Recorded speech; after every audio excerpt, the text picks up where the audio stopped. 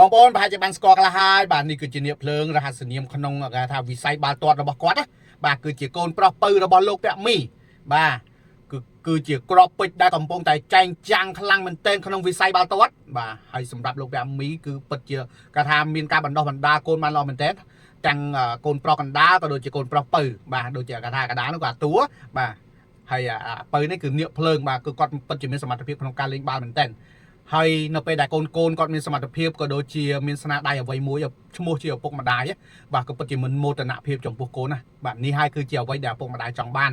បាទមិនមែនចង់បានអ្វីដែលលើសលប់ពីហ្នឹងទេហើយសម្រាប់ខ្ញុំបាទក្នុងនាមជា influencer មួយរូបក៏ចង់ឲ្យក្មេងៗក៏ដូចជាកម្មារីរបស់កម្ពុជាយើងមានស្នាដៃក៏ដូចជាមានសមិទ្ធផលដែលល្អសម្រាប់ឲ្យប្រទេសយើងមានឈ្មោះបោះសម្លេងជាងហ្នឹងផងដែរបាទហើយសម្រាប់ខ្ញុំក៏ចង់ឲ្យកុមាររបស់កម្ពុជាយើងបាទមានសិទ្ធិក៏ដូចជាមានឱកាសបានចូលលេងនៅក្នុងក្រុមធំឬក៏ក្រុមបាល់ទាត់ធំដូចជា Real Barca បាទ Man U Liverpool